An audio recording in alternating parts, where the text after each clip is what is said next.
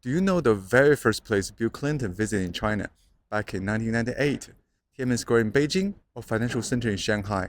Neither. His first step was here, Xi'an Asian City Wall, Southgate. This Asian City Wall is the largest and best preserved one in China. After a welcome ceremony here at the Southgate, President Clinton was scheduled for a 40-minute tour of the city wall. However, his deep fascination with the history led him to extend his visit to 1 hour and 40 minutes. Now, let's follow the president's path to explore this wall, but in a different way. Picture this, you and I have time travel back to ancient China, and we are about to launch a surprise attack on the Southgate. As we approach, a guard on the wall spots us. He blows a horn, and the workers swiftly raise the drawbridge. This moat in front of us is about 8 meters deep. It surrounds the entire city wall and served as the city's first line of defense. It took us some time to find a way across the moat. This delay gave our enemies precious moments to gather in the small arch tower above, and their arrows inflicted heavy casualties to our team. Nevertheless, we managed to cross the moat and force our way through the gate. What awaited us inside was Yuecheng, a crescent-shaped square, and an even larger arrow tower with 48 windows in the front. Behind each window, 2 or 3 archers took turns firing without a pause, raining arrows down on my comrades.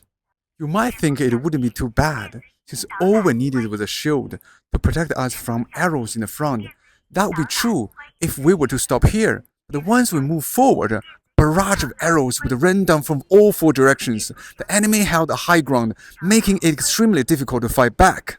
While some of my comrades provided covering fire to distract the enemy, we led a group of soldiers to breach the gate, rushing into a long corridor that led to another square.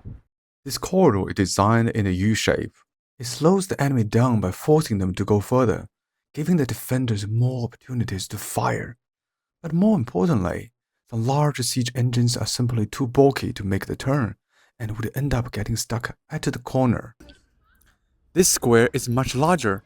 We were initially excited to see the horse ramp, but the enemy had blocked it by setting massive fire laced with blades at its base. After several failed attempts, we realized our only way forward was to break down a sturdy wooden door in the middle.